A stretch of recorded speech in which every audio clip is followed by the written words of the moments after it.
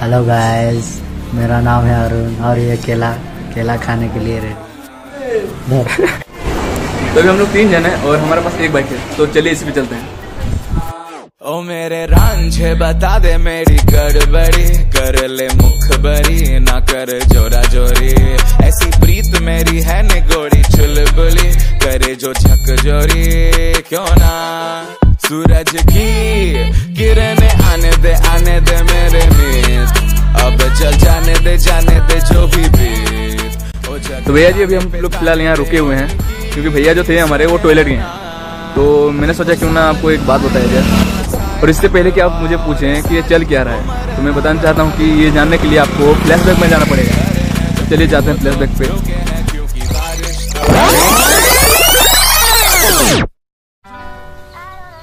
तो भैया जी आज हम लोग अंकुश उनको जा रहे हैं। कितना दिन से प्लान बनाते हैं यहाँ जाने का, लेकिन आज फाइनल जा रहे हैं। तो वहाँ का बारे में आपको कुछ बताना भी है और हम जल्दी से रेडी हो जाते हैं क्योंकि अब बस छूट सकता है। तो चलिए बस मिलते हैं।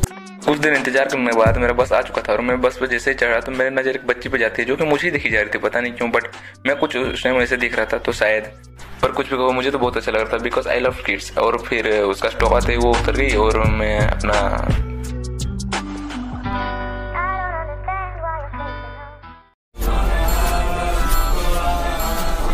बता देना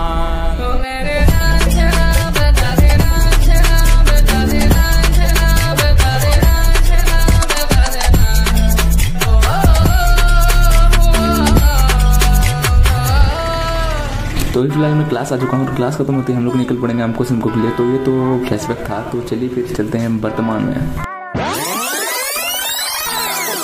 अभी वो फिलहाल आ रहे हैं टॉयलेट जाके। तो हम लोग निकल ही रहे थे कि हम लोग का एक फ्रेंड दिख गया कॉलेज वाला, उससे हम लोग रोके, थोड़ा बात किए, फिर उससे बाय बोल के हम लोग अपना कंटिन्यू किए वीडियो। ओ मेरे रांझे बता दे मेरी गड़बड़ी, कर ले मुखबरी ना कर जोरा जोरी, ऐसी प्रीत। तो फिलहाल हमें लगी थी भूख और हम उतरे एक होटल में। इस होटल में हम लोग का कॉलेज का कुछ यादें जुड़ी हुई हैं क्योंकि कॉलेज खत्म होते ही, मतलब कॉलेज छुट्टी होते ही हम लोग यहाँ आ जाते थे नाश्ता करने।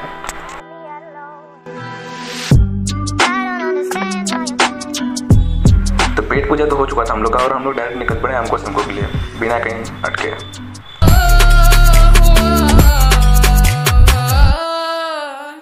आरी आरी आरी अब तो आ रही बारात, अब ये आए ना ठेकाए, देखो राग है मल्हार, ओ नित नित लाके रंग सवारी जहाँ या ना, अरे बोलो ना सूरज की किरणें आने दे मेरे मीत, अब चल जाने दे जो भी बीत, ओ जगह ताने दे उनकी सुने ना, देखो सावन आए रे मन हंसाए मितवा, और सारी उम्र ना गवा दे मितवा, क्यों सोचे बादल भरे हैं जबकि वो तो रुके हैं क्योंकि बारिश तो आनी है ना।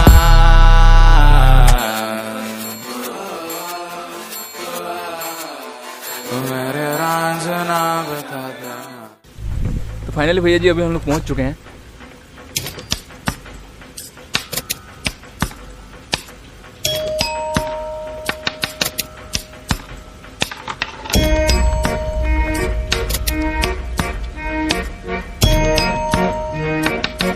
तो भैया जी बाहर एक बोलेरो खड़ा हुआ था, वहाँ 3-4 लोग आए थे, अभी वो चले गए हैं।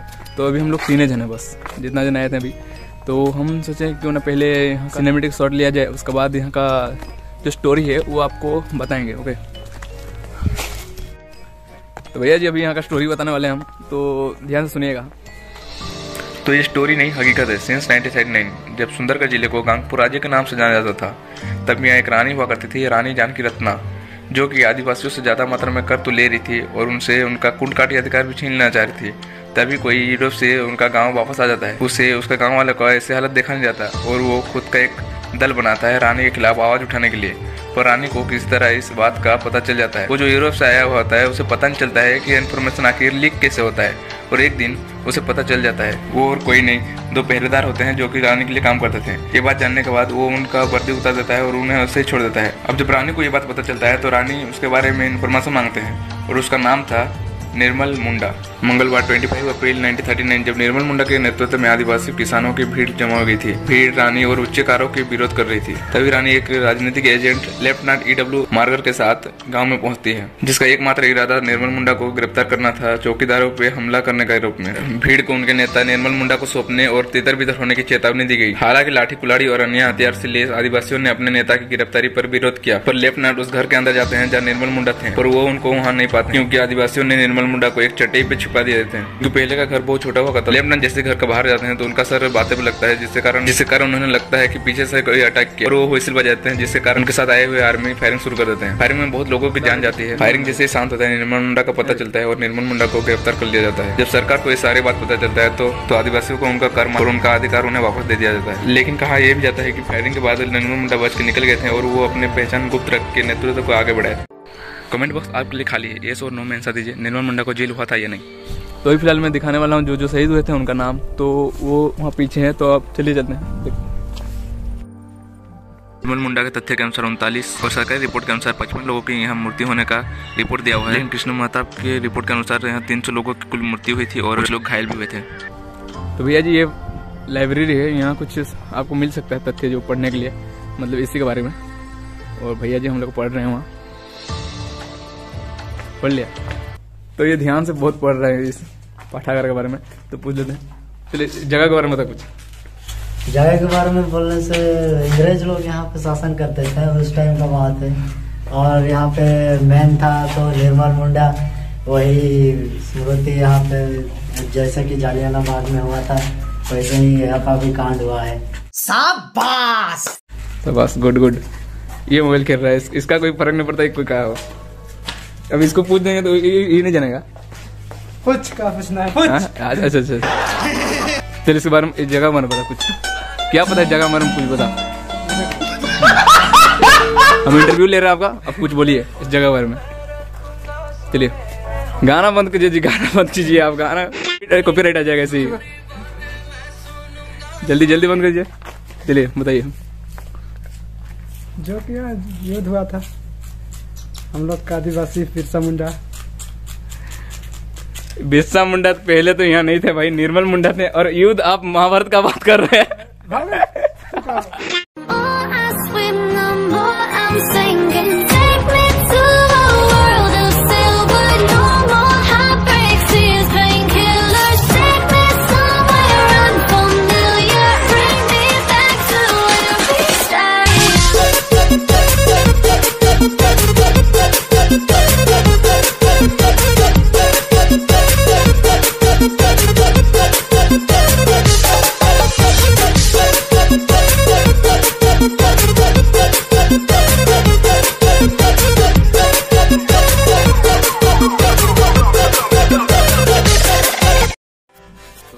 तो अभी फिलहाल हम लोग जा रहे हैं यहाँ से।